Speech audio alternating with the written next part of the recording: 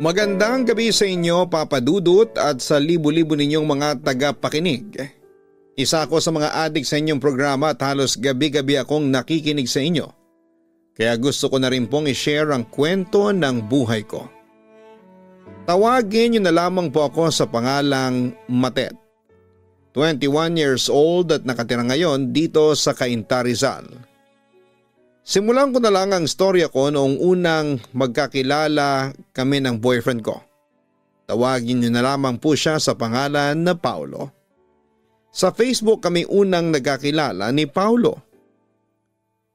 Pinakilala siya ng kaibigan ko noong nag-comment siya sa picture ko. Papadudot ang guwapo niya sa profile picture niya, kaya dahil doon ay tinignan ko kaagad ang profile niya kasama na ang mga pictures. Papadudot parang nagka-crush agad ako kay Paulo. Pero hindi ko siya pinapansin sa tuwing magko-comment siya sa mga pictures ko. Gusto ko siyang i-add pero hindi ko magawa kasi nahihiya ako noon. Pero noong lumipas ang isang linggo ay nagulat ako na in-add niya ako kaya inaccept ko kaagad. Papadudot doon nagsimula ang lahat. Nagsimula kami sa chat hanggang sa hiningi na niya ang cellphone number ko na binigay ko naman. Simula noon ay lagi na kaming magka-text or magka-chat sa messenger. Papadudot sobrang sweet ni Paulo sa akin hanggang sa nagtapat siya na kung pwede daw ba siya na manligaw sa akin. Pumayag naman ako. Kahit malayo kami sa isa't isa, Papadudot. Nandito kasi ako sa Maynila habang siya naman ay nasa Bacolod. Isang araw ay nagtampo naman ako sa kanya dahil hindi siya nag-online noon sa 3 oras na usapan namin. Nagtatampo ako sa iyo kasi hindi ka nag-online sa usapan natin. Pahayag ko sa kanya habang nag-video call kami noong sandaling yon. Agad namang humingi ng dispensa si Paulo sa akin. Sorry Matet, may emergency lang kahapon sa bahay namin kaya hindi ako nakapag-online. Hindi naman kita matext kasi wala akong load. Hindi naman ako makakapag-load kasi wala din akong pera kahapon. Umutang na nga lang ako sa best friend ko para makapag-rent lang ng computer eh. Paliwanag niya sa akin. Os talaga? Sabi ko sa kanya na may halong pagdududa. Huwag ka nang magtampo sa akin. Isang araw lang naman akong hindi nakapag-chat sa iyo eh. Basta sa susunod lang tawagan mo na lamang ako o i-text kapag hindi ka makakapag-Skype. Ang tagal ko naghintay sa iyo kagabi. Naabutan na ako ng pagsasara ng computer shop. Kwento ko sa kanya. Sana sagutin mo na ang panliligaw ko sa iyo. I promise na sasaya ka sa piling ko. Mararamdaman mo ang kasiyahang hindi mo pa nararanasan sa buhay. Pangungumbinsi pa sa akin ni Paulo na sagutin ko na siya. Talaga?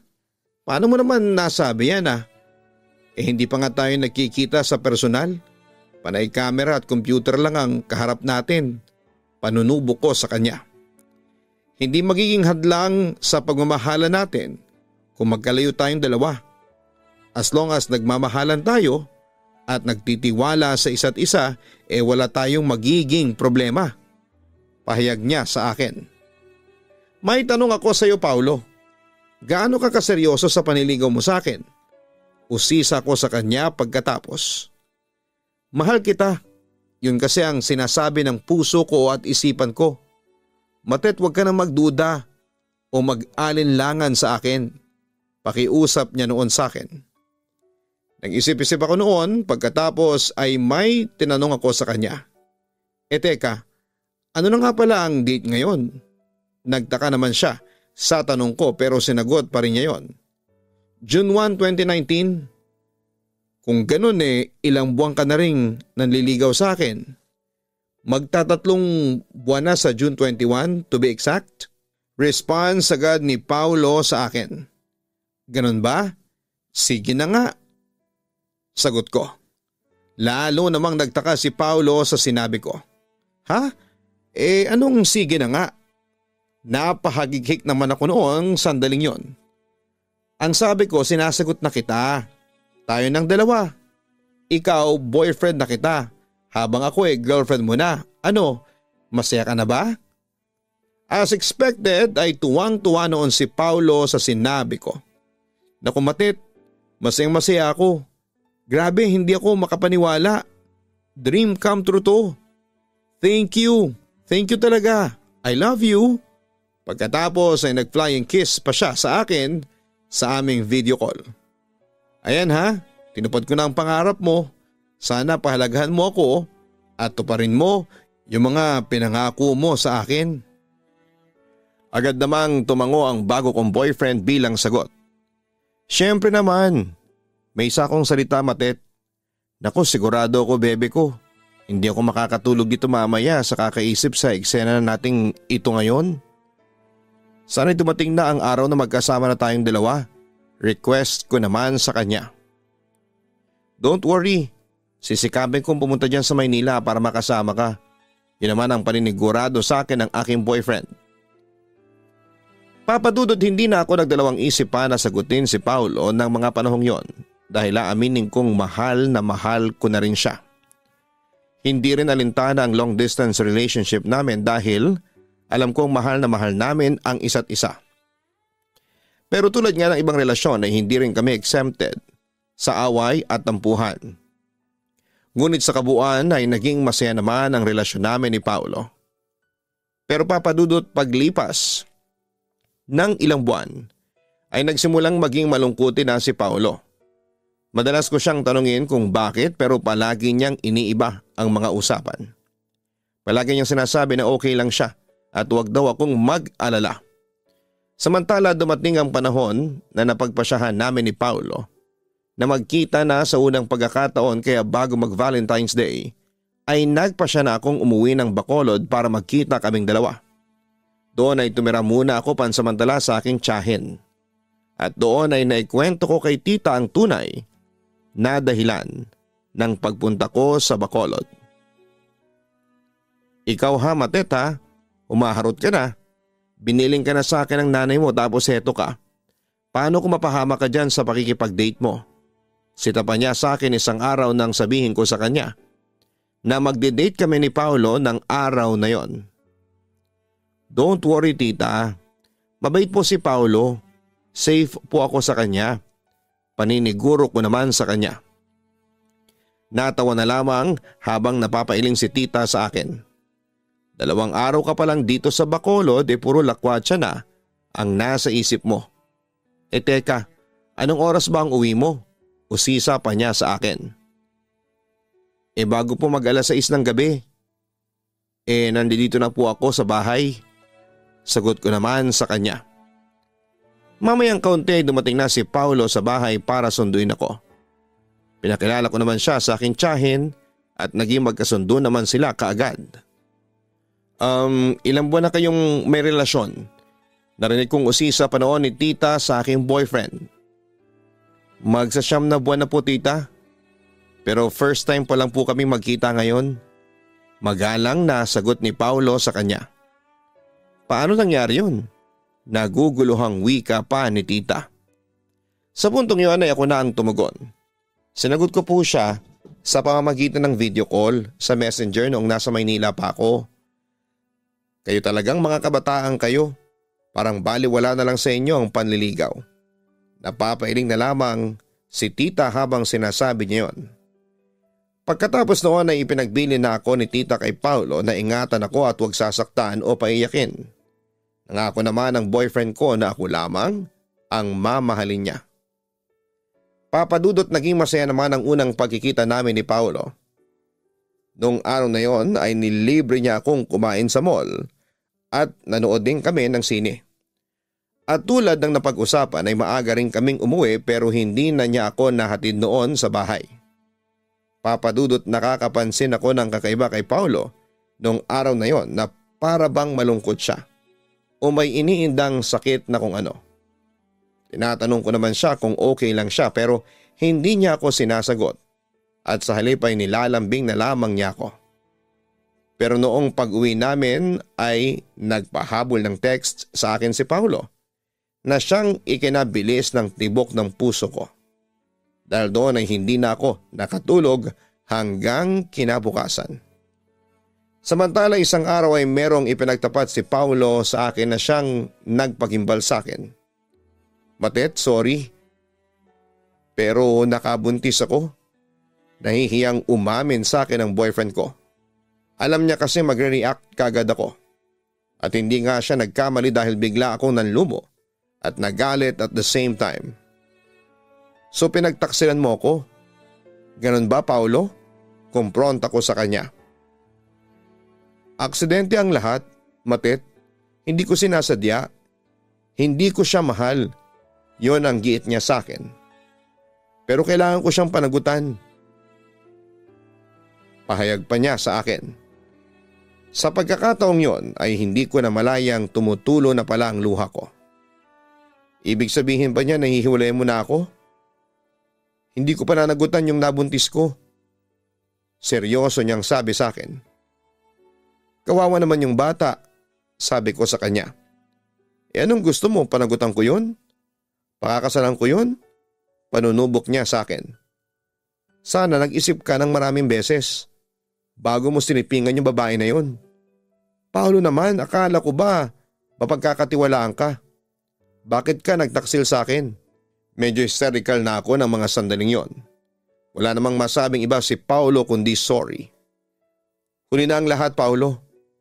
Sinaktan mo ako, Paulo. Alam mo ba kung gaano kasakit tong ginawa mo sa akin? Pinagkatiwalaan kita, minahal kita ng sobra-sobra. Tapos heto ka. Bigla ko na lang nalaman na may pananagutan ka na sa iba. Paulo, nasayang lahat ng pagkitiwala ko sa iyo.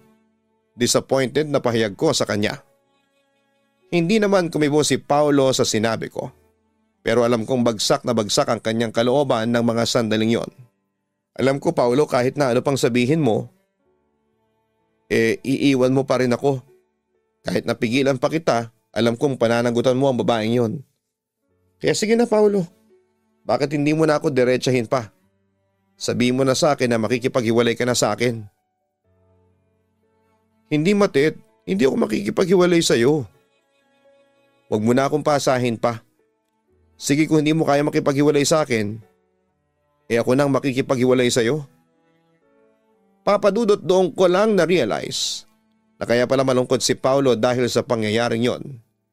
Hindi ko naman matanggap yon at doon na tumulo ang luha ko. Iyak ako ng iyak noon at hindi ko akalain na magagawa ni Paulo na pagtaksilan ako. Papadudot patuloy akong kinukulit noon ni Paulo pero madalas ay nakakatikim siya ng masasakit na salita sa akin. Doon lang ako nakaramdam ng sobrang sakit nang dahil sa pag-ibig. Mahirap palang tanggapin ang katotohanan ng anumang oras ay pwedeng mawala ang taong mahal mo kapag lumapit na ang makamandag na tukso. Papadudot hindi ako tinigilan ni Paulo kahit na hiwalay na kami. Nagkaroon pa nga kami ng pagkakataon na mag-usap nang bumalik ako sa Maynila. Sunundan pala niya ako noon. Pero nagmatigas ako. Hindi ko na sinagot ang mga text at tawag niya sa akin. Lahat ng komunikasyon namin ay tinanggal ko na. Kaso'y hindi pa rin ako tinigilan noon ni Paulo. Sa kabilang banda, sa kabila ng pilit na pag-move on, ay hindi ko pa rin magawang kalimutan si Paulo dahil alam ko sa sarili ko na mahal ko pa rin siya. Tumawag nga pala si Paulo kanina, nagkausap kami. Pahayag sa akin ni tita, pagkaraan ng ilang beses kong nireject noon ang tawag ni Paulo sa akin. Talaga po? Ano pong sabi niya? Usisa ko naman. Pinagsabihan ko siya na tigilan ka na niya pero ayaw niya. Sabi niya sa akin hindi raw pala sa kanya yung pinagbubuntis ng babae. Kwento sa akin ni tita. Nagulat naman ako sa aking narinig. Sinabi po niya yon? Tumango siya bilang sagot. Hindi ako naniniwala doon. Sinabi lang niya yon para makipagbalikan ka sa kanya. Ay naku, Matet. Sinaktan ka na ng lalaking yon. Kaya huwag ka na makipagbalikan pa sa kanya. Yun naman ang naging reaksyon ng aking tiyahin. Pero tita, Kung hindi niya pala anak yun, muli akong nabuhayan noon ng pag-asa. Nakita ko naman ang disappointment sa mukha ng aking tiyahin. Gusto mo siyang balikan? Sige, balikan mo siya. Pero huwag kang iiyak sa akin na kesyo sinaktan ka ulit ng lalaking yon. Anak man niya yon o hindi, hindi pa rin maitatanggi na sinaktan ka niya. Na sinaktan niya ang kalooban mo. Basta Matet, bahala ka sa buhay mo kapag nakipagbalikan ka pa sa lalaking yon. Sabi pa niya sa akin. Samantala isang gabi ay isang tawag mula sa bagong numero ang aking natanggap. Nagtataka ko kung sino yon pero nagpasya pa rin akong sagutin ang tawag. Yun pala ay galing ang tawag sa kapatid ni Paula na si Pina. Pwede ka bang makipagbalikan kay Paulo? Pakiusap niya sa akin. Siyempre nagulat lamang ako sa narinig ko kaya hindi ako nakakibuka agad. Mahal na mahal ka ng kapatid ko, Matet. Pagpapatuloy pa niya. At paano niyo naman nasabi yan? Curious kong tanong. Agad naman nag-respond si Pina sa tanong ko. Hindi sa nakikialam ako pero kasi nakikita at nararamdaman ko na mahal ka ng kapatid ko. Alam mo ba simula nung hiwalayan mo siya hindi na siya naging masaya pa? Matet yung tungkol dun sa nabuntis niya. Hindi si Paolo ang nakabuntis sa kanya. Pinaako lang pala sa kanya yung bata. Matet, maniwala ka sa kapatid ko. Wala na siyang pananagutan para sa iba. Pero hindi ibig sabihin nun makikipagbalikan na ako sa kapatid mo. Pahayag ko naman. Pero bakit naman? Usisa pa niya sa akin. Sa puntong iyon ay inamin ko na sa kanya ang totoo. Masyado kasi ako nasaktan sa ginawa ng kapatid mo. Kaya hindi ganun kadali ang makipag-ayos sa kanya. Ngunit hindi pa rin sumuko noon si Pina. Patawarin mo na si Paolo. Ako na mismo ang nakikiusap sa iyo.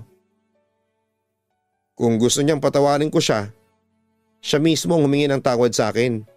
Hindi yung pinapasabi pa niya sa kapatid niya. Sinabi ko sa kanya ang aking demand.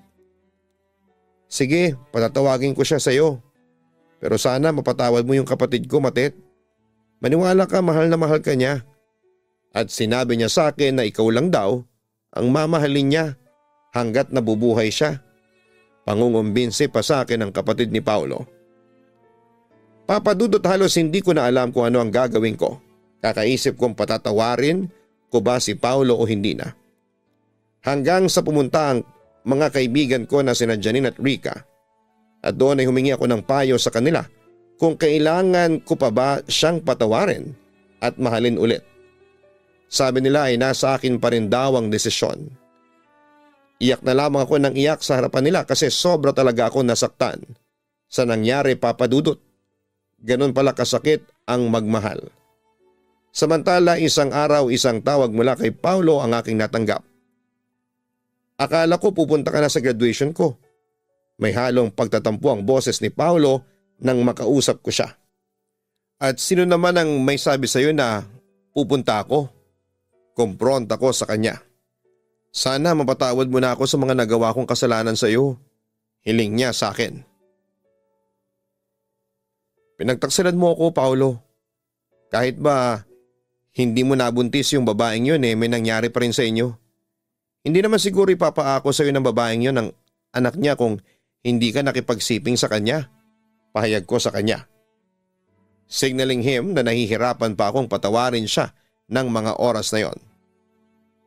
Oo, nagkamali ako. Inaamin ko yun pero pinagsisihan ko na yun, Matet. Maniwala ka naman sa akin. Sobra na ako nagsisisi sa ginawa kong yun. Kaya heto ako tumihingi ng tawad sa iyo. Sige, tanggap ko na hindi mo ko basta-basta mapapatawad pero sinasabi ko sa iyo, gagawin ko pa rin ang lahat para mapatawad mo ko. Kaya heto ka madalas mo akong kulitin? Sabi ko sa kanya. Pero deep inside ay aaminin kong nakakaramdam na rin ako ng pagkaawa kay Paulo. Ayaw kong mawala ka sa akin. Mahal na mahal kasi kita. Hindi ko alam kung anong gagawin ko kapag tuluyan ka nang nawala sa akin. Sana, Matet, nakikiusap ako sa iyo. Bigyan mo pa sana ako ng pangalawang pagkakataon at nangangako ako sa iyo na hindi ko na yun uulitin pa. Matet, please. Pagmamakaawa pa niya noon sa akin. Hindi ko masasabi kung kailan kita mapapatawad. Basta isa lang ang sigurado. Mapapatawad din kita kapag tuluyan ang naghilom ang mga sugat ko dahil sa'yo. Pero hindi pa sa ngayon. Pasensya na. Pag-aming ko naman sa kanya. Matet, naiiyak niyang sabi sa akin. Huwag ka nang umiyak, parang hindi ka lalaki, Paolo. Tahan na, magpakalalaki ka. Hindi nadadaan yan sa pag-iyak. Sita ko pa sa kanya. Kung ako sa'yo, unahin mo muna ang sarili mo. Asikasuhin mo na yung paghahanap ng trabaho, hayaan mo muna ako kasi kung sa akin ka lang magpo-focus, hindi ka makakabangon agad. Sige na Paolo, magpakatatag ka. Para sa akin, yun na lamang ang sabi ko noon sa kanya. Pero papadudot dumating din ang araw na lumambot at sumuko ulit ang puso ko kaya pinatawad ko na nga si Paolo. Naging kami ulit at naging masaya naman kami kahit na paminsan-minsan ay pinag-aawayan pa rin namin ang nakaraan niya. Pero mabilis mawala ang tampuhan dahil sadyang malambing si Paolo. Samantala'y palagi kaming nagkikita simula noong magdesisyon siyang tumira na sa Maynila. Nakatira na din ako noon sa Maynila kasama ang mga kaanak ko. Kaso isang araw ay isang katotohanan ang aking biglang natuklasan at na-realize na hindi ko pa pala lubos na kilala si Paolo. Sinungaling ka Paolo? Bungad ko noon sa kanya. Sinungaling? Pero bakit? Nagtatakang wika ni Paolo sa akin. Sa puntong yun ay pinagtapat ko sa kanya ang aking natuklasan. Yung anak ng ex mong si Ikay, sabi mo hindi mo yun anak? Kumpronta ko sa kanya. Hindi ko naman yun anak, insist niya sa akin. Nag-init lalo ang aking ulo. Pwede ba wag kang magsinungaling sa akin? Anak mo ang batang yun. Aksidente ko nabuksan yung Facebook account mo nung isang araw. At nabasa ko yung message ninyo ng ate Pina mo. Nakita ko din yung mga litrato ng anak ni Ikay. Kamukhang kamukha mo Paolo. Anak mo talaga ang batang yon. Giit ko naman sa kanya. Samantala napabuntong hininga muna si Paolo bago ipagtapat niya sa akin ang totoo. Oo, anak ko nga ang batang yon. Bakit ka nagsinungaling sa akin ha? Galit na kumpronta ko ulit sa kanya. Oo, nagkamali ako. Pero kahit na may anak ako kay Ikay, hindi pa rin ako sumama sa kanya. Ikaw kasi ang mahal ko at hindi kita iiwan at ipagpapalit sa kanila. Paninigurado naman niya sa akin. Sinusustentuhan ko naman yung bata pero sa'yo pa rin ako sasama, Matet. Oo, maaaring nagkamali ako. Pero nakaraan na yon at nangyari na yon nung hindi pa tayo magkarelasyon. Sana naman ay matanggap mo ang nakaraan ko. Pinapangako ko naman sa iyo na hindi makakaapekto ang nakaraan ko sa present at future natin. Pakiusap niya noon sa akin. Ayaw ko lang kasi na nagsisinungaling ka sa akin. Wika ko. Pero aaminin kong lumambot na ulit ako sa kanya. Sasabihin ko rin naman yun sa iyo eh. Wala naman akong gustong itago sa iyo. Pahayag pa niya sa akin. Matet, ayaw kong mawala ka sa akin. Nasanay na akong mabuhay ng kasama ka, kaya masasabi kong mahihirapan akong mag-adjust kung iiwan mo ulit ako sa pangalawang pagkakataon. Please Matet, maawa ka naman sa akin. Huminga naman ako ng malalim bago ko sinabi sa kanya ang aking desisyon. Okay sige, pinapatawad na kita. Basta sa susunod huwag mo nang ulitin yun ha. Ayaw kong magsinungaling ka. Oo pangako. Hindi na mauulit pa yon. Yon ang assurance na ibinigay niya sa akin. Papadudot naging maayos na naman kami pagkatapos noon. Pero syempre hindi pa rin talaga maiwasan ang mga tampuhan lalo na kung may kinalaman sa kanyang nakaraan. Ewan ko ba papadudot bakit parang hindi ko magawang mag-move on. Ano bang dapat kong gawin? Paano ko matatanggap ang lahat? Dapat ko pa bang ituloy ang relasyon namin o hindi na? Sana'y mabigyan ninyo ako ng advice. Hanggang dito na lamang ang aking kwento. Maraming salamat at magandang gabi sa inyong lahat. Lubos na gumagalang, Matet. Nasa sayo yan Matet kung gusto mo pa siyang mahalin at ituloy ang inyong relasyon o hindi na. Ikaw ang nakakaharap ni Paolo. Mararamdaman mo kung nagsasabi siya ng totoo o hindi. Kung sa tingin mo ay sincere naman siya at nagsasabi siya ng totoo, give him another chance. Pero kung ramdam mo na parang may tinatago pa siya sa'yo, kalimutan mo na siya dahil hindi healthy sa isang relationship kung may tinatagong sekreto ang bawat isa. Basta matatanggap mo rin ang lahat kung tunay na mahal mo pa rin si Paulo. Subukan mong patawarin siya at bigyan ng tsansa at nasa sayo na lamang kung sa paglipas ng panahon ay totoo pa rin siya sa kanyang mga pinangako sa iyo. Muli maraming salamat sa iyo Matet sa pag-share mo ng iyong kwento sa Papa Dudut YouTube channel. Hanapin po ang Kaistorya Horror YouTube channel para sa mga araw-araw na upload ng mga nakakatakot na kwento. Ganon din ang Gian Gianna Vlogs, our weekly family vlogs. Sana po ay makapag-subscribe na po kayo. Maraming salamat po sa inyong lahat. Life is not always fairy tale.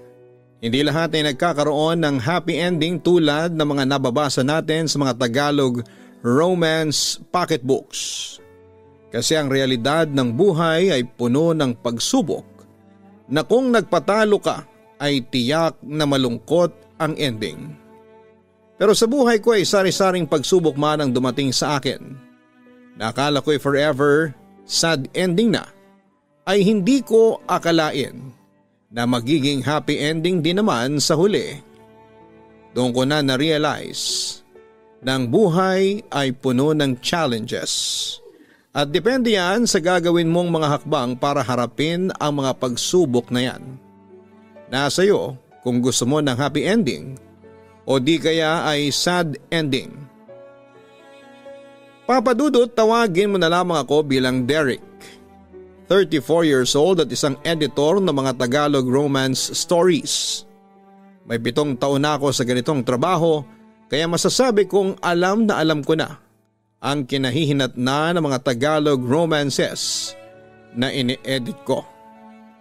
Pagbasa ko pa lamang sa unang pages, alam ko na happy ending yon kasi yon ang gusto ng mga readers. Pati ang structure ng story ay predictable na. Boy meets girl, boy loses girl, boy wins back the girl. Pero sa mga experiences ko sa pag-ibig ay pinasinungalingan nito ang structure ng mga Tagalog romances. Life is unpredictable. Ang akala mong love of your life ay hindi naman pala sa huli. Meron akong nakarelasyon ng matagal. Tawagin mo na lang siya bilang si Stefania. Isa siyang struggling romance writer noong habang ako ay 1 taon ng editor. Hindi ko makakalimutan ang una naming pagkikita. Ako kasi ang nag-edit ng kanyang unang Tagalog romance novel at masasabi kong hindi ako happy sa isinulat niya. Natatandaan ko pa noon na sinita ko pa siya dahil mali-mali ang point of view ng kanyang storya. Bukod sa sad ending ang storya, sinabi ko naman sa kanya na sa pagsusulat ng Tagalog romance ay kailangan sa point of view ng bidang babae. Dahil karamihan sa mga readers ng romance pocketbooks ay mga babae. Sinabi ko rin sa kanya na hindi umuubra ang sad ending sa mga Tagalog romance novels. May mentality kasi ang mga Pinoy readers na palaging gusto ay happy endings. Sa kabilang banda ay nangako ako noon kay Stefania. Natuturuan ko siyang sumulat ng Tagalog romance stories at doon nagsimula ang lahat, Papa Dudut. And to cut the story short ay naging magkaibigan kami ni Stefania habang tinuturuan ko siyang sumulat ng storya na ayon sa structure ng Tagalog romance novels. Doon ay hindi ko ine-expect na magkakadevelopan kami sa isa't isa. The next thing we knew ay in love na kami sa isa't isa. Nagsama kami sa isang bubong, nagmahalan na parang mag-asawa. Araw-araw ay tumitindi ang pagmamahala namin sa isa't isa. Pero hindi rin maiiwasang makompromiso ang pag-iibigan namin dahil sa ambisyon ni Stefania. Isang gabi ay nagising ako at nakitang nagtatype pa rin ang kanyang nobela si Stefania. Agad akong bumangon at nilambing ang babaeng aking pinakamamahal. Love, mukhang busy-busy ka dyan ah. May bagong istorya ka bang sinusulat ngayon? Tanong ko sa kanya pagkatapos ko siyang halikan sa pisngi. "Oh Derek, bago nga," tugon ni Estefania sa akin. Na-curious ako. "Anong storya?" tanong ko sa kanya. Ngumiti sa akin si Estefania. "Secret? May pa-secret-secret ka pang nalalaman dyan?" Natatawa kong sabi. Kung sabagay bilang editor baka sa akin din ibigay ang bago mong project for editing. Kaya nga secret muna for now.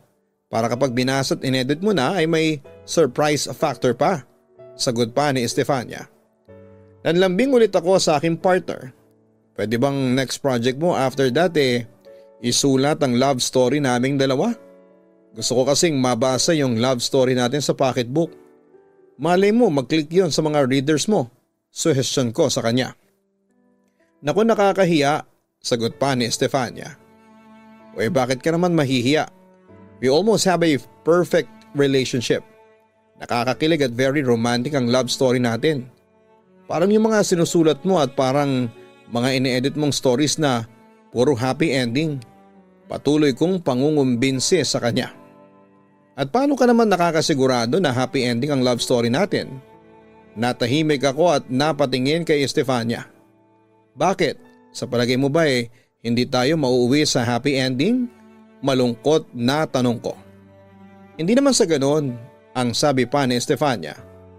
Paano ka naman nakakasigurado na pag-aaksayahan ng mga readers natin ang 128-page na love story natin?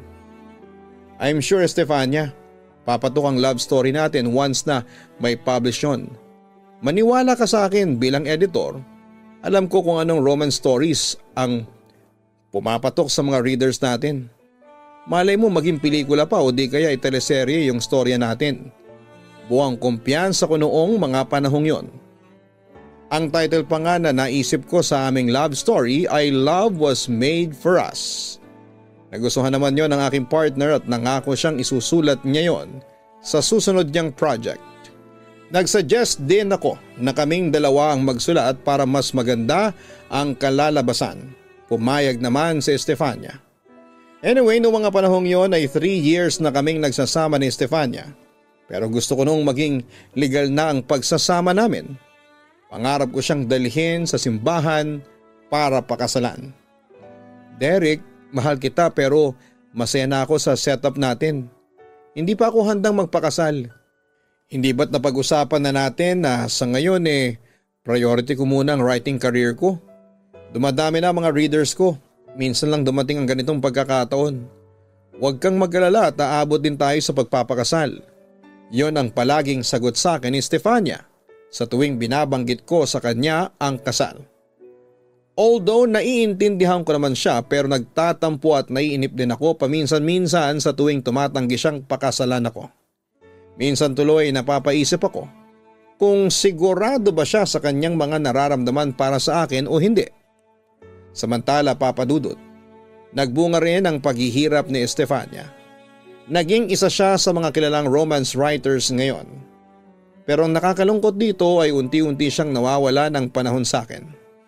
Noong una ay gusto ko siyang kausapin tungkol doon pero di naglaon ay naunawaan ko rin siya. Ever since, pangarap na ni Estefania ang maging isang novelista. Ayaw ko namang maging hadlang sa mga pangarap niya. Kaya naman pinagpatuloy ko na lamang ang pagpapasensya kay Estefania. Pilit ko siyang inuunawa. Sinubukan kong lagyan ng init ang relasyon naming dalawa pero mukhang wala yung bisa. Patuloy sa panlalamig ang aming relasyon hanggang sa isang araw ay nakaramdam na ako ng pagkaawa sa aking sarili dahil naging baliwala na ako sa kanya. Nakaramdam din ako ng selos dahil parang may inililihim si Estefania sa akin. Lalo na sa mysterious text mate niya na ayaw niyang ipakilala sa akin. Dahil doon ay hindi namin maiwasang magtalo tungkol doon. Ako naman dahil sa mahal na mahal ko si Estefania ay ako na ang madalas na nagpaparaya. Pero deep inside ay sobra talaga akong nasasaktan.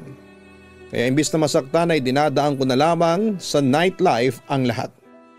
Madalas kong kasama ang mga kaibigan kong kapwa editors lalo na sina Anton at Kukay. Sa kanila ko ay kinikwento ang lahat ng mga sama ng loob ko sa aking partner. Buti naman at palagi silang nakikinig sa akin at nagbibigay ng payo. Samantala isang gabi ay isang katotohanan ang nakarating sa akin. Alam mo Derek, malaki pa rin ang pagkagusto sa iyo ni Kokay dahil kahit na sabihin natin kay Estefania ka na, kwento sa akin ng aking kaibigang si Anton. Talaga? Nagulat ko namang sabi. Matagal ko ng kaibigan si Kukay at napapansin ko ngang sweet siya pag magkasama kami. Kahit nung hindi pa kami ni Estefania ay palaging espesyal ang trato niya sa akin. Yun pala ang dahilan. Hindi mo ba nararamdaman ang pagkagusto niya sa iyo? O well, nakalimutan ko. Pinanganak kang manhid. Biro pa ni Anton sa akin. Best friends lang ang turing sa akin ni Kukay. Anton, huwag mong lagyan ng kulay. Patay mali siya kung sabi sa aking kaibigan. Kung ako ang tatanungin mo, parang mas pipiliin ko na si Kukay over Estefania. Napatingin ako kay Anton. Paano mo nasabi? Medyo seryoso kong tanong sa kanya. Mukhang mas magiging mabuting girlfriend si Kukay, mabait, maalaga at maalalahanin. Sweet at kahit kailan ay hindi kanya nakakalimutan. Hindi ko naman sinasabing hindi mabuti si Estefania pero napapansin ko sa kanya na parang wala na siyang time sa iyo kasi abala siya sa pagkamit niya sa mga pangarap niya bilang isang magaling na nobelista ng Tagalog romance pocketbooks. Sagot pa ni Anton. Nakaramdam ako ng kaunting takot. Hindi dahil sa sinabi ni Anton, kundi dahil sa maaring rason. Kaya nawawala ng init ang relasyon namin ni Estefania. Tama ka. Nanlalamig na si Estefania sa akin. Ayaw kong isipin Anton pero parang hindi na niya ako mahal. Pagkatapos ko noon ay ikinuwento ko kay Anton ang natuklasan kong secret textmate ni Estefania. Ito lang ang masasabi ko. Huwag kang magbulag-bulagan. Hindi porket mahal mo siya hahayaan mo na lang na lokohin ka niya. Kung talagang wala siyang tinatagong lihim sa iyo, hahayaan ka niyang basahin ang mga text sa kanya ng textmate niya. At saka in the first place bakit pa siya kailangan makipag-textmate samantalang may karelasyon na siya, ang sabi pa ni Anton. Ginagalang ko naman ang karapatan at privacy niya, ang sabi ko naman. Privacy? Para saan pa ang privacy kung ang relasyon ninyo naman ang at stake? Oo, dapat mong igalang ang privacy niya. Pero may karapatan ka bilang karelasyon niya na malaman mo ang mga aktibidades niya. Lalo na sa pakikipag-textmate niya kung kani-kanino. Hindi masamang malaman mo yun. At kung ayaw niyang ipaalam sa iyo ang tungkol doon, ibig sabihin lang nun na may inililihim siya sa iyo. Wika ng aking kaibigan sa akin. Napaisip ako. May punto ang aking kaibigan. Kailangan kong malaman kung sino ang katext noon ni Estefania. Hindi dahil sa nagsiselos ako pero baka kasi yon ang nagiging dahilan kaya nanlalamig ang partner ko sa akin. Sa kabilang banda, Papa Dudut, nagpatuloy sa panlalamig sa akin si Estefania kahit na ilang beses kong pilit na isinasalba ang relasyon namin. At that time ay hindi ko kayang mawala siya sa akin. Sa kanya na kasi umiikot ang mundo ko. Pero sinubok ako ng tadhana. Isang araw ay nagulat na lamang ako nang maabutan ko si Estefania sa aming kwarto na nag-iimpake ng kanyang mga gamit. Bakit ka nag-iimpake? Saan ka pupunta? Tanong ko sa aking partner. Alis na ako. Nasasakal na kasi ako sa bahay na ito. Hindi ako makapagsulat. Bukod doon ay may hinahanap pa ako sa buhay ko na hindi ko makita kapag kasama kita. Pag-amin sa akin ni Estefania. Nagulantang ako sa mga narinig kong yon mula sa aking partner. Pero hindi ako basta sumuko noon, Papa Dudut. Umaasa pa rin ako noon na mababago ko pa ang kanyang isipan. Kung hindi ka lang makapagsulat, hindi kita istorbohin. Bibigyan kita ng mas mahaba pang oras. Huwag ka lang umalis sa bahay. Sabi ko pa. Hindi lang sa pagsusulat kaya gusto kong umalis.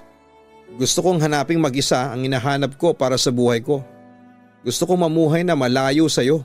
Sagot ni Estefania na halatang hindi na mababago pa ang kanyang desisyon.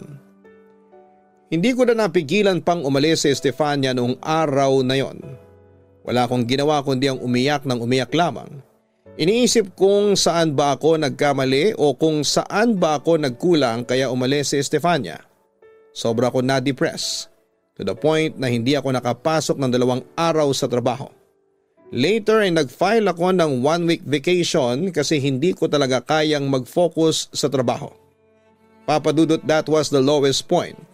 Lalo pa noong malamang ko mula sa mga kaibigan ko na nakita nila si Estefania na may kasamang ibang lalaki. And to my surprise ay kilala ko ang lalaking ipinalit niya sa akin. He was Kren, ang may-ari ng kalaban naming publication house. From there I realized na ipinagpalit ako ni Estefania sa ibang lalaki to pursue her ambition. Masakit yon para sa akin, Papadudot, at pinamukha niya sa akin na wala siyang mapapala kung mamahalin niya ang isang hamak na editor lamang. Kaya mas pinili niya ang isang mayaman na pwedeng magdala sa kanya sa rurok ng tagumpay. Pero hindi pa rin ako sumuko. Gusto kong hanapin at kausapin si Estefania, magbabaka sakali na makukumbinsi ko siyang bumalik sa akin. Kaya isang araw ay pinuntahan ko siya sa bagong apartment na tinutuluyan niya. Derek, gulat na gulat si Estefania nang makita niya ako sa tapat ng kanyang bahay. Anong ginagawa mo rito? Tanong niya sa akin. Umiyak ako at lumuhod sa kanyang harapan. Nakikiusap ako sa iyo. Bumalik ka na sa akin, Estefania. Mahal na mahal kita. Pagmamakaawa ko sa kanya. Pinagpalit kita kay Kren kasi gusto kong maging pinakasikat na Tagalog romance writer. At siya lang makapagbibigay noon sa akin. Pagkatapat sa akin ni Estefania. Oo, Derek. Naging mabait kang karelasyon at wala akong masasabi doon. Pero iba na talaga ang mahal ko, dagdag pa niya. Humagulhol ako pagkarinig ko sa mga sinabing yon ni Estefania. Huwag mo namang gawin sa akin to. Wika ko habang sinusubukang hawakan ang kanyang kamay para pigilan siya sa pagtalikod sa akin. Pero nagalit lamang sa akin. Ano ba? Huwag mo akong hawakan, sabi niya sabay tabig sa mga kamay ko. Tanggapin mo na lamang na hindi na mag-workout ang relasyon natin.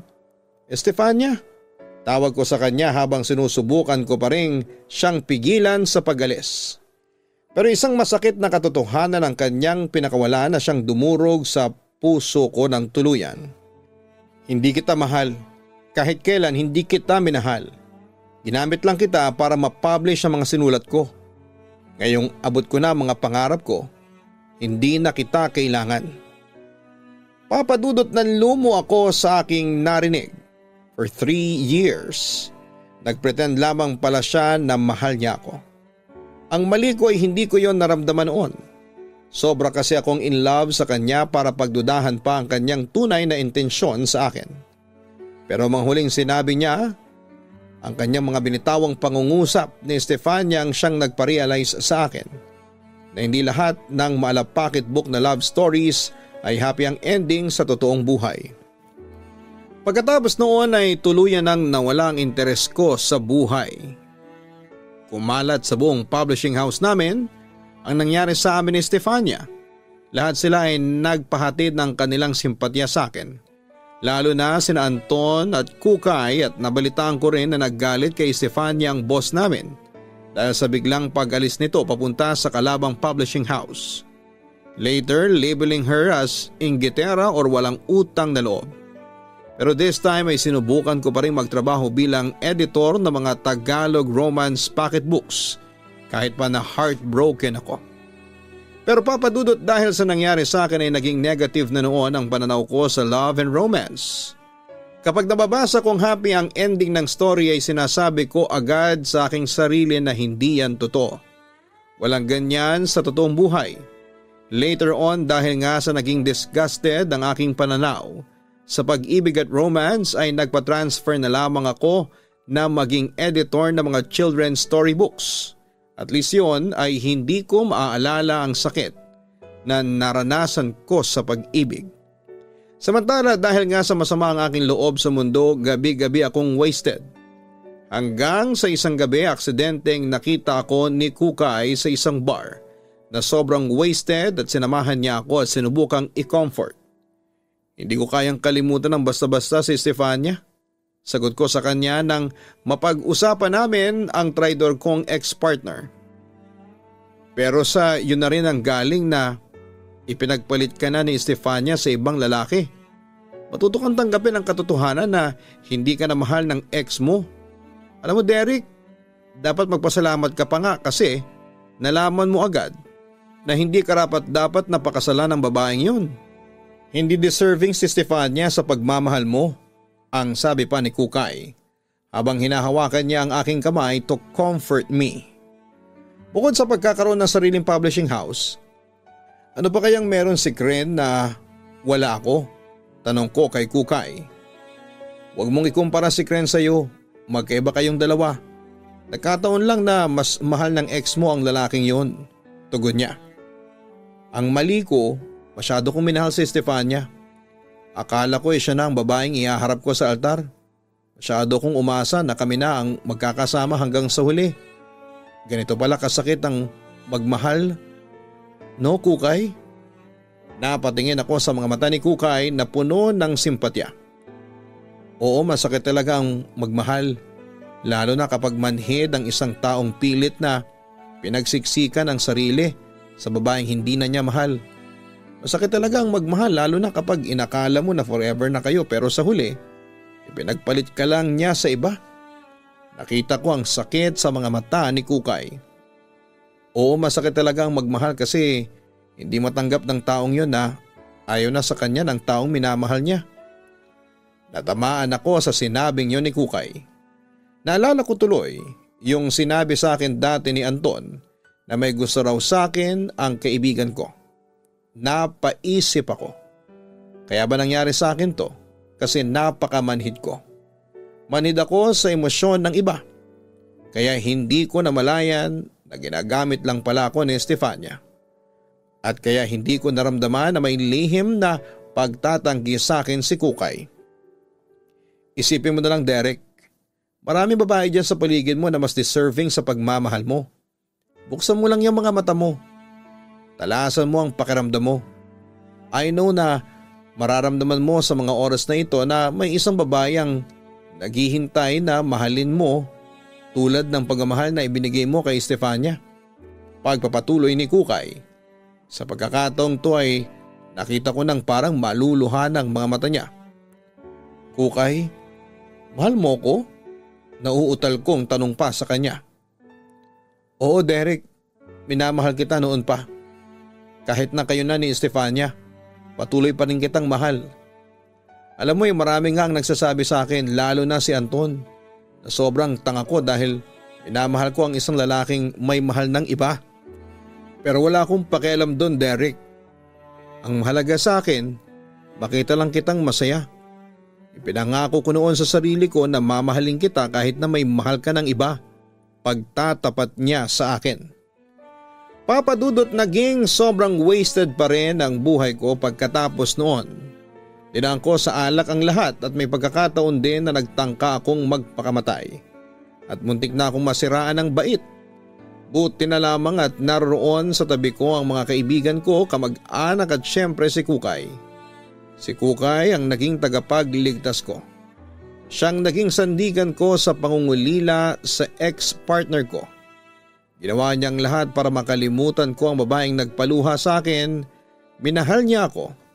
At hindi naglaon ay nakalimutan ko din si Estefania at kay Kukay ko binaling ang atensyon ko. And to make the story short ay naging kami kinalaunan. Tumagal ng 2 taon ang boyfriend-girlfriend relationship namin hanggang sa napagpasyahan naming magpakasal. Naging masaya naman ang relasyon namin ng asawa ko at tulad na lamang isang araw nang mag-celebrate kami ng first wedding anniversary sa isang mamahaling restaurant sa loob ng isang casino sa Pasay. Kitang-kita ko ang kislap sa mga mata ni Kukay at masayang masaya sa pagsasama naming dalawa. Ang romantic naman ng asawa ko. Yan ba yung mga natutunan mo sa pag-i-edit ng mga romance novels? Tanong niya sa akin. Well, sabihin na nating marami nga akong natutunan sa mga ine-edit kong mga Tagalog romances. Kaya nga heto ina-apply ko sa aking pinakamamahal na asawa. Sagot ko sabay halik sa kanyang kanang kamay na hawak ko. Salamat Kukay at ako ang pinili mo na mapangasawa. Dagdag ko pa. Ako nga ang dapat magpasalamat sa iyo eh. Well, masasabi ko namang hindi ako nagkamali sa pagpili ng asawa kasi mabait ka. Thoughtful ka, maalaga at syempre gwapo. Kung sa bagay minahal kita just the way you are. Sabi niya sa akin. Natuwa noon ang aking puso, Papa Dudut. Alam mo, mahal, pinagudyok na sa akin na sumulat ng Tagalog romance. Tapos isusulat ko ang love story natin. Ano sa tingin mo? Suggestion ko. I-push mo yan, naabangan ko yung nobela mo. Pagsang-ayon ng aking asawa. At least pwede ko nang inobela ang ating love story kasi happy ending na. We're married. Pagpapatuloy ko. Natatawa si Kukay na nagsalita. In real life, ang successful na love story walang ending. Unless patay ka na. Kaya ang love story natin patuloy lang sa takbo ng panahon. Kung sa bagay, may punto ka, pagsang-ayon ko. So balak mo palang gawin ko na series ang ating love story. Pagkatapos noon ay nagtawanan lamang kami. Nagkwentuhan at pareho kaming happy ng gabing yon. Actually araw-araw naman kaming happy dahil punong-puno kami ng pagmamahalan. Ngunit Papa Dudut, tulad ng ibang relasyon ay dumaraan din kami sa mga pagsubok. Tulad na lamang isang araw, isang nakaraan ang susubukang bumalik sa aking buhay. Derek, narinig kong tawag sa akin ng isang babaeng nagbabrowse ng libro sa isang bookstore. Paglingon ko'y nagulat ako nang makita kong si Stefania ang papalapit sa akin. Anong ginagawa mo rito, Stefania? Mahinahong tanong ko. Akala ko after 4 years ay hindi na tayo magkikita. Namiss kita. Nanlalambing na sabi sa akin ni Stefania. Sabay yakap sa akin. Kung magsalita siya parang wala lang sa kanya ang nangyari noon sa amin. Pero dahan-dahan akong kumalas sa kanyang pagkakayakap. Agad din naman niya akong binitawan. I'm sorry Stefania pero 4 years is enough. Matagal na ako naka-move on. May asawa na rin ako. Sagot ko kay Stefania. Sino? Nanunuring tanong niya sa akin. Sinong pinalit mo sa akin? Si Kukay. Siya na ang asawa ko. So please, huwag ka nang umasa na magkakabalikan pa tayo. Huwag mo nang guluhin pa ang buhay namin. Diretsahang sagot ko sabay iwan sa babaeng manggagamit. Ang akala ko Papa Dudut ay matatapos na ang panggugulo sa akin ni Stefania pero nagkamali ako. Dahil kahit na anong pilit kong umiwas ay panay naman ang paglapit niya. Tulad na lamang isang araw, hindi ka ba nahihiya sa sarili mo, Stefania? Usig ko sa kanya. Bakit naman ako mahihiya samantalang hinahalikan ko lang ang lalaking mahal ko? Ano Derek, namiss mo ba ang mga halik ko? Panunukso niya sa akin. Hindi, so please, leave me alone. Nagmamatigas kong tugon sa kanya. Pero hindi nagpatinag si Stefania at pinagpatuloy niya ang panunukso sa akin. Hindi ako naniniwala. Ilang taon din tayong nag-live-in, kaya alam ko kung nagsisinungaling ka o hindi. Please Derek, huwag ka na mag-deny pa. Mahal mo pa rin ako, ang sabi niya. Minahal kita noon pero pinabayaan mo yun, binaliwala mo yun. Ngayong minahal mo ulit ako, I'm sorry pero pakakawalan ko yun. May asawa na ako at siya na ang mahal ko. Pero imbes na pansinin ang huli kong mga sinabi ay walang abi-abisong lumapit siya sa akin at hinilakan niya ako sa aking labi. Ang sabi ng aking isipan ay kumalas ako kay Stefania pero hindi yon hinayaan ng aking katawan. Oo, bumigay ako sa halikan naming yon.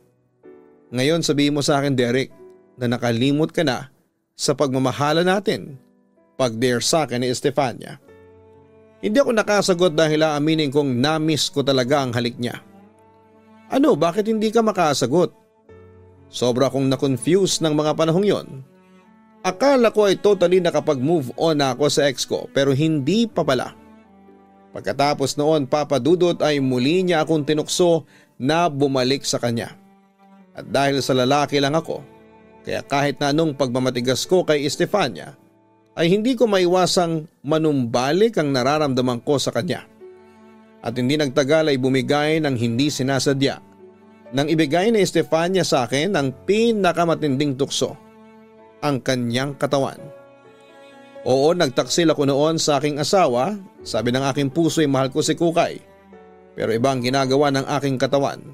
Tinutulak ako sa tuksong dala ni Estefania. Hindi nga nagtagal ay napabayaan ko na noon ang aking obligasyon kay Kukay bilang asawa na siyang naging dahilan para magtalo kami. Natuto na rin ako magtaksil. Lagi kaming magkasama ni Estefania at laman ng mga motel. Oo, Papa Dudut, gabi-gabi kaming nagtatalik. At ibinibigay ni Estefania ang lahat habang ako ay parang asong ulol na dinadala sa rurok ng kalangitan dahil sa sobrang kaligayahan na dala ng kanyang pagkababae. Ngunit pagkatapos ng mainit na eksena ay binabagabag naman ako ng aking konsensya. May pagkakataon talaga na parang gusto ko nang huminto sa aking pagtataksil, pero mapusok si Estefania. Hindi niya hinahayaan ang aking katawang lupa na tumigil. Pero hindi talaga tumigil ang aking konsensya para usigin ako. Hindi ko rin maiwasang ikumpara si Estefania kay Kukay at narealize ko na mas lamang ang asawa ko kesa sa kabit ko. Narealize ko din na mas mahal ko ang asawa ko kesa kay Estefania. Alam mo ba? Natapos ko nang isulat ang love story natin at alam mo kung ano ang title? Love Was Made For Us. Sabi ng editor sa bago kong publisher, ipapublish na raw yung sinulat ko ngayong buwan. Nako, excited na ako dun eh. I tell you Derek, as early as now sinasabi ko sa iyo, napapatok ang love story natin tulad ng mga nauna kong sinulat. Sa totoo lang ay dinedicate ko sa iyo ang bago kong nobela. Kwento sa akin ni Estefania habang magkasama kami sa motel. Hindi ako nagsalita noon at bumangon na lamang sa kama at mabilis na nagbihis. Nagtaka si Estefania sa aking ginagawa. Saan ka pupunta? Tanong niya sa akin. Nakukonsensya na ako sa ginagawa natin. Pagtatapat ko. Gusto ko nang tapusin ang lahat ng namamagitan sa ating dalawa. As expected ay hindi yon tinanggap ni Estefania. Hindi mo pwedeng gawin sa akin to. Mahal na mahal kita. Sabihin mo sa akin na nagbibiro ka lang. Hindi ako nagbibiro, seryosong sagot ko. Nang matapos na akong magbihis ay dali-daling bumangon ng kama sa Estefania para pigilan akong umalis. Sorry pero hindi na kita mahal, Estefania. May asawa na akong tao. Narealize ko na mas mahal ko siya kesa sayo. Kung minamahal man kita, noon yun. Pero hindi na ngayon. Hanggang kaibigan lang ang kaya kong ibigay sayo. Ang sabi ko kay Estefania. Pero hindi ako makawala dahil mahigpit ang pagkakayakap niya sa aking braso. Naging hysterical na si Estefania. No, please Derek. Huwag mong sabihin sa akin na nakalimot ka na sa mga pangako natin sa isa't isa. Mangiyak-ngiyak niyang sabi sa akin. Matagal na yun, Estefania. Nakalimutan ko na mga pangako kong yun. Walang emosyong kong sagot sa kanya. Pero isang malakas na sampalang natanggap ko mula sa kanya. Hayop ka? Minahal kita tapos ganito lang ang isusukli mo sa akin, ang sama mo. Napuno na ako sa sinabing yon ni Estefania. Oo, masama na ako pero hindi mo ba naisip na napakasama mo rin? Tinuturuan mo kong mangaliwa sa asawa ko. No, Estefania. Hindi ko kayang lokohin si Kukay. I'm sorry pero tama na ang kahibangang ito. Sabi ko sabay kala sa pagkakahawak niya sa braso ko. Sinusumpa ko, Derek, gugulhin ko kayo ni Kukay. Banta ni Estefania sa akin sa pag-aakalang matatakot ako. Magpapakalayo-layo na kami ni Kukay. Sigurado kong hindi mo kami matutunton. Sige, alis na ako, goodbye. Yun ang huli kong sinabi sa kanya bago ako lumabas ng kwarto ng motel. Papadudot doon ko na tinuldukan ang relasyon namin ni Estefania. Bumalik ako sa aking asawa, humingi ako ng tawad sa kanya at pinangako ko na mamahalin ko siya at wala nang iba pa. Samantala pagkatapos ng paghihiwalay namin ay wala na akong nabalitaan pa kay Estefania. Ang huli ko lang balita ay nagsusulat na siya sa TV ng kabilang istasyon. Sa kabilang banda ay patuloy sa pag-usbong ang relasyon namin ni Kukay. Tumaas na rin ang posisyon ko sa trabaho at paminsan-minsan ay nagsusulat na rin po ako ng Tagalog romance novels. May 3 na rin kaming anak ngayon ni Kukay, sina Robin Christopher, Jane Michelle at Charlene Grace. Ngayon ay isa na kaming larawan ng masayang pamilya. Sa puntong yun ay marami talaga akong natutunan sa buhay. Una, hindi na talaga dapat balikan ang nakaraan, lalo na kung ito ay tungkol sa nasirang pag-ibig. Inaamin kong nagkamali ako sa pagtataksil sa aking asawa pero lubos ko nang pinagsisihan yon. Ang totoo niyan na ipagtapat ko na yon sa aking asawa. Siyempre sa una ay mahirap tanggapin, pero in the end ay nanaig pa rin ang pagpapatawad. At pinangako ko naman sa aking asawa na hindi ko na siya pagtataksilan pa kahit na kailan. At pangatlo, ang love stories na nababasa ninyo sa Wattpad at Tagalog Romance Pocketbooks ay pawang katang isip lang ng mga writers. Hindi sa lahat ng pagkakataon ay masaya at parang fairy tale ang pag-ibig. Dahil sa totoong buhay ay dumarating talaga ang mga challenges na susubok sa inyong pagmamahalan. Kung mahal ninyo ang isa't isa ay sabay ninyong harapin ang mga challenges na yon at malalampasan ninyo ito ng magkasama. Papa Dudut, maraming salamat po sa kaunting panahon na pagbabasa ng sulat ko. Sana'y mapili nyo itong i-ere. Alam ko na kahit papaano ay kapupulutan po ito ng aral ng mga listeners mo. More power sa inyong napakagandang programa. Lubos na nagpapasalamat, Derek. Maraming salamat, Derek, sa pagbabahagi mo ng iyong totoong kwento ng pag-ibig. Tama siya, mga kaibigan, ang pag-ibig sa totoong buhay ay hindi isang fairy tale na puro ligawan, kilig at sweet moments lang. Dahil ang pag-ibig sa totoong buhay ay puno rin ng pagsubok. Bilang mag-asawa o magkarelasyon ay dapat na magkasama ninyong harapin at hanapan ang solusyon ng bawat problema na dumarating sa inyong relasyon at matatapos nyo ito at malalampasan ng magkasama. Hindi rin perpekto ang pag-ibig. Nandyan ang misunderstanding, selos, pagtatampo at marami pang iba. Pero kung gusto ninyong tumagal ang inyong pagsasama ay huwag maghanap ng imperfections sa inyong asawa o partner. O lahat tayo ay hindi perpekto pero huwag nating idahilan ang imperfections ng bawat isa para lang kayo ay maghiwalay o kumawala sa isang relasyon. Sa halip ay hanapin ninyo ang lahat ng magagandang katangian sa kanya. Huwag ding sirain ang tiwala ng inyong asawa o karelasyon dahil hindi maganda ang kahihinatnan ng isang pagsasama kung walang tiwala kayo sa isa't isa. At syempre pahalagahan at irespeto ninyo ang bawat isa dahil hindi sa lahat ng panahon ay may taong laging nandyan para unawain at intindihin ka. Kaya kung sino man siya, asawa man o partner o boyfriend o girlfriend ay pakaingatan mo siya. Hanapin ang Ka-Istorya Horror YouTube channel para sa araw-araw na upload ng mga nakakatakot na kwento. Ganon din ang Gian Gianna Vlogs, our family vlogs na pinopost po namin weekly. Sana po ay makapag-subscribe na po kayo. Maraming salamat po sa inyong lahat.